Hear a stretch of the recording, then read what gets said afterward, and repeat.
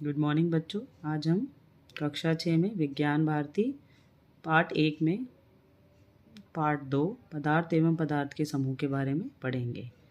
चलिए पढ़ते हैं। आप अपने स्कूल, घर तथा आसपास अनेक वस्तुएं देखते हैं। क्या क्या देखते हैं बच्चों आप अपने? कुर्सी, खुरपी, हवा, पेड़ पौधे ये सब दिखाई देते हैं।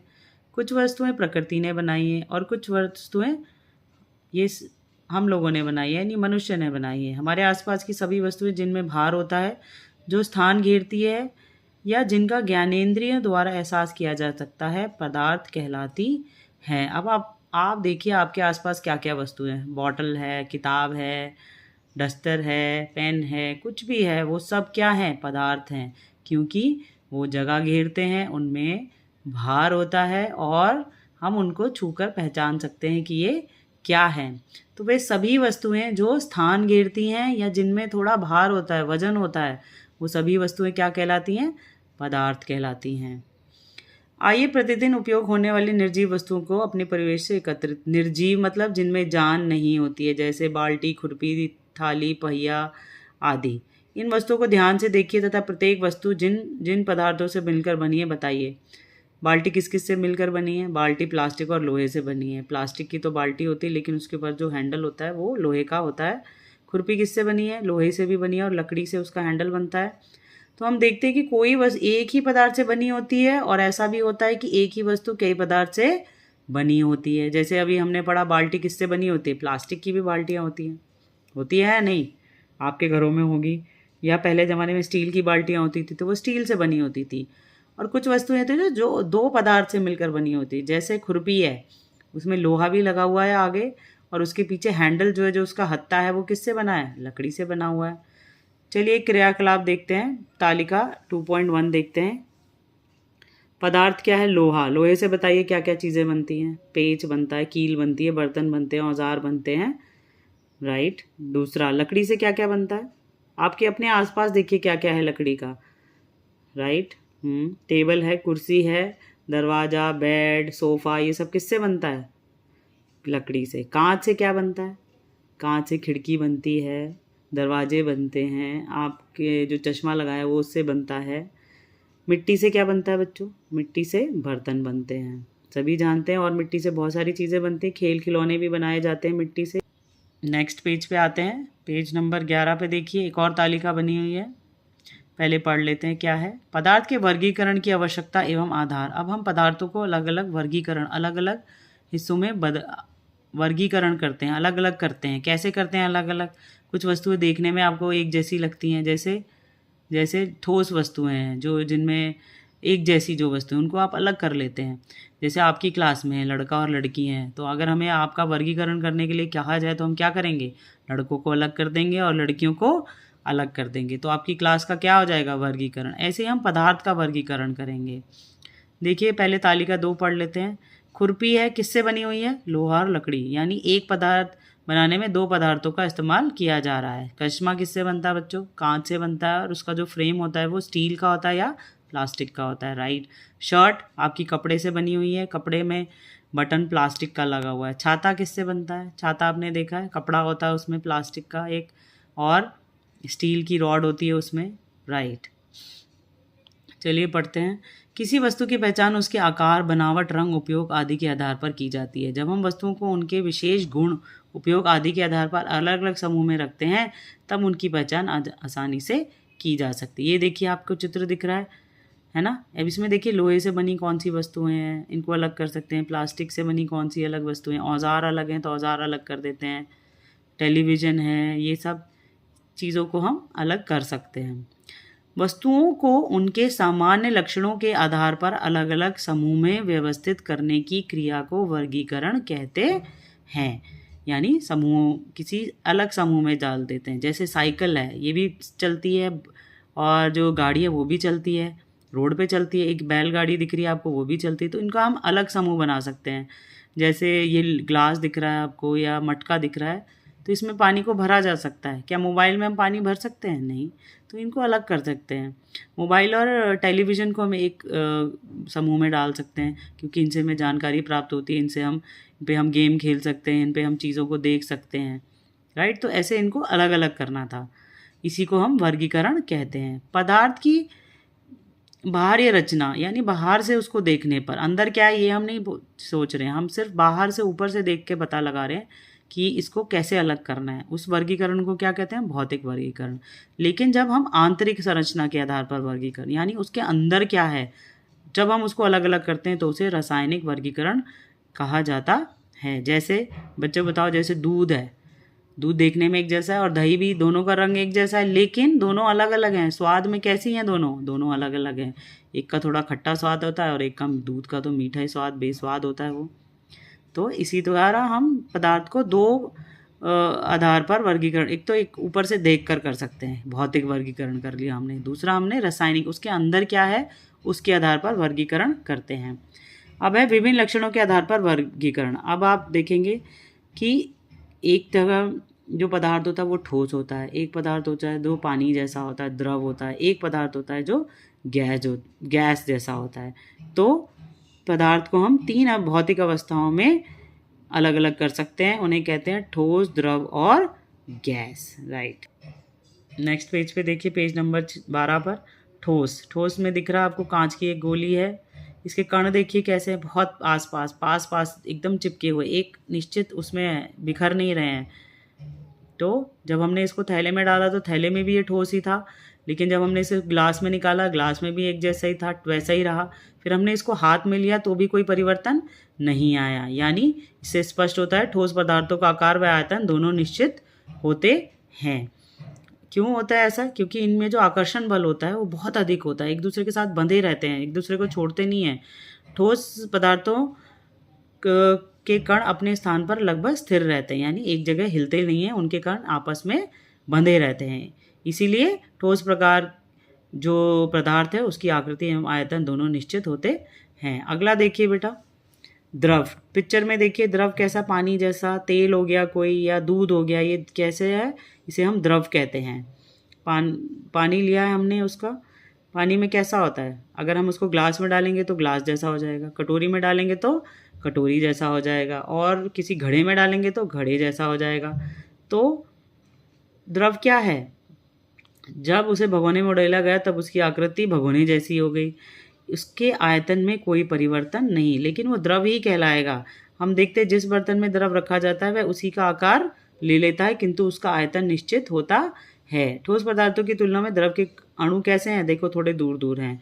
आकर्षण बल क्या है? तुलना में बहुत थोड़ा सा कम है। इसी कारण द्रव पदार्थों की आकृति निश्चित नहीं होती, वो बह जाते हैं।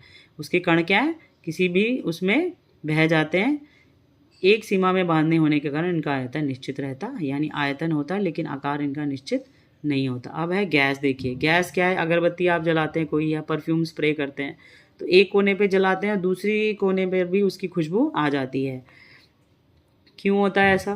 क्योंकि इसके जो कण हैं उसकी बनावट और आयतन प्राप्त कर लेते हैं और इस अवस्था को गैस कहते हैं। इस धुएं के आयतन दोनों निश्चित नहीं होते। धुएं में आकार और आयतन दोनों निश्चित नहीं होते, और इनके जो कण हैं वो क्या होते हैं? बहुत दूर दूर होते हैं।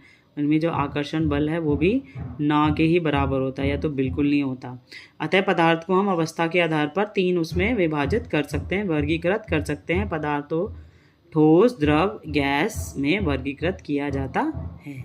अब है जल में घुलने के आधार पर हम अलग अलग करते हैं। जैसे शक्कर है वो पानी में घुल जाती है। क्या चौक का पाउडर घुल जाता है बच्चों? नहीं, चौक का पाउडर लकड़ी का बुरादा नहीं घुलता।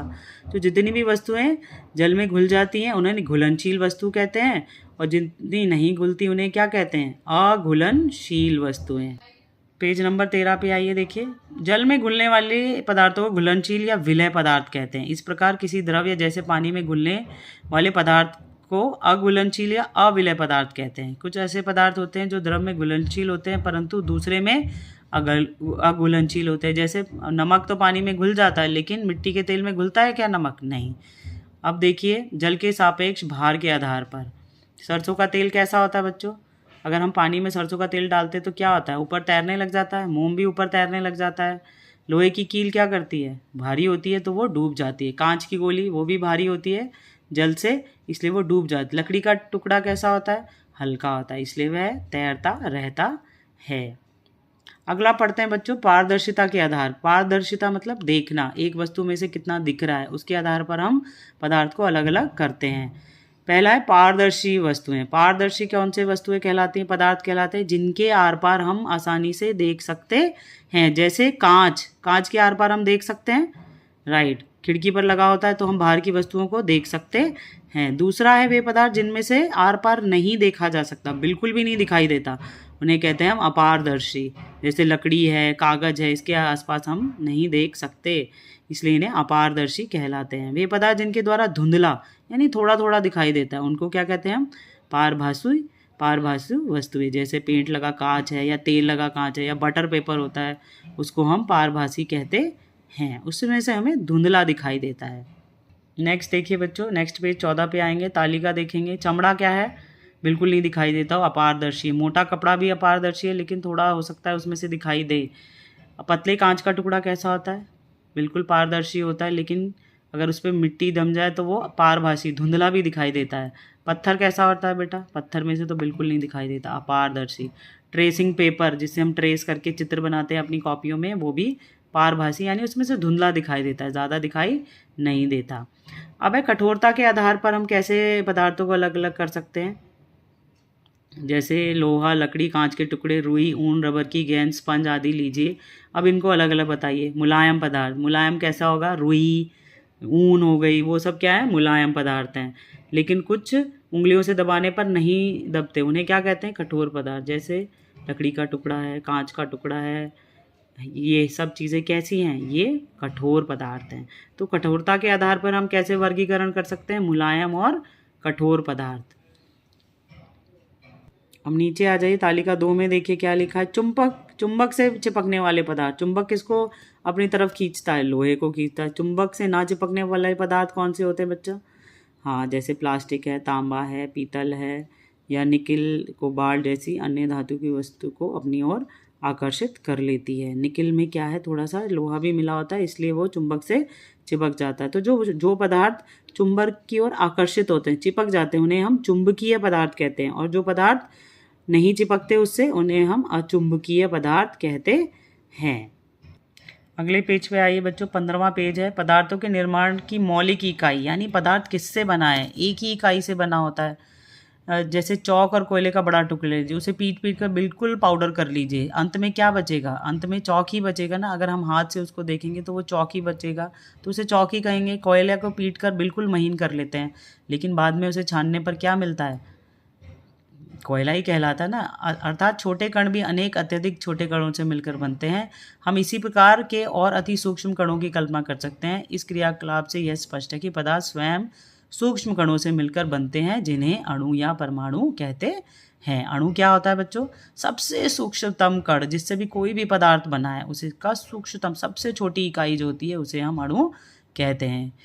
किसी तत्व के सभी अणु एक जैसे होते हैं, भिन्न भिन्न तत्वों के अणु गुणों में भिन्न भिन्न होते हैं। अब अणु के अंदर क्या होता है, अणु के अंदर होता है परमाणु, किसी पदार्थ का वह सूक्ष्मतम कण जो स्वतंत्र नहीं रह सकता, उसे अकेला नहीं छोड़ा जा सकता, वो किसी न किसी के साथ रासायनिक अभिक्रिया कर लेता है, इसीलिए उसे क्या कहते हैं, परमाणु कहते हैं। अणुओं तथा परमाणु को नग्न आंखों से देखना संभव नहीं, हम नहीं देख सकते। परमाणु आपस में संयुक्त होकर अणु का निर्माण करते हैं, यानी बहुत सारे परमाणु मिलकर एक अणु का निर्माण करते, एक या एक से अधिक परमाणु मिलकर अणु का निर्माण करते हैं। समान परमाणुओं के संयोग से तत्व के अणु बनते हैं, जैसे ऑक्सीजन। O2 इसका फॉर्मूला लेता है, लेकिन 2 ऑक्सीजन के परमाणु मिलकर एक ऑक्सीजन का अणु बनाते हैं। ऐसी हाइड्रोजन के 2 परमाणु मिलकर हाइड्रोजन का एक अणु बनाते हैं। भिन्न परमाणुओं के संयोग से यौगिक के अणु बनते हैं, जैसे जल। अब जल का फॉर्मूला क्या होता है बच्चों, H2O। तो उसमें H मतलब हाइड्रोजन, O मतलब ऑक्सीजन, यानी 2 हाइड्रोजन के अणु और एक ऑक्सीजन का अणु मिलकर जल बनाते। कार्बन डाइऑक्साइड का क्या फॉर्मूला है बच्चों, CO2। C मतलब कार्बन, O मतलब ऑक्सीजन, कार्बन डाइऑक्साइड। अतः परमाणु किसी पदार्थ के निर्माण की मौलिक इकाई होते हैं, यानी जो सबसे अंदर जिसमें रासायनिक क्रिया होती है उसे हम परमाणु कहते हैं। इस बात को ध्यान में रखें, ऐसे सूक्ष्मतम कणों की केवल कल्पना ही की जा सकती है, इनको देखना असंभव है, संभव नहीं है। सारे पदार्थ अति सूक्ष्म कणों से बनते हैं तथा इन्हीं पदार्थ की संरचना की इकाई को इकाई कहा जाता है। तो बच्चों, हमने पाठ में क्या क्या सीखा? कोई भी पदार्थ जो स्थान घेरता है या जिसमें भार होता है पदार्थ कहलाता है। ठीक है। पदार्थ को हम वर्गीकरण कैसे कर सकते हैं? आकार के आधार पर कर सकते हैं, बनावट, रंग के आधार पर कर सकते हैं।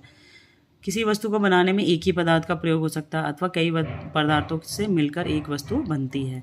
पदार्थ को हम अलग अलग कैसे करते हैं? विलेयता मतलब घोलने के आधार पर, घुलनशील है या नहीं है, अघुलनशील है। पारदर्शिता, उसमें से आर पार दिखाई देता है या नहीं देता, कम दिखाई देता है या बिल्कुल दिखाई नहीं देता। कठोरता, कठोर हो सकता है पदार्थ या मुलायम हो सकता है। चुंबकीय तत्व यानी चुंबक उससे अपनी तरफ खींचती है या नहीं खींचती है, तो चुंबकीय तत्व के आधार पर भी हम पदार्थ का वर्गीकरण कर सकते हैं। चलिए नेक्स्ट वीडियो में मिलते हैं, उसमें हम अभ्यास प्रश्न करेंगे।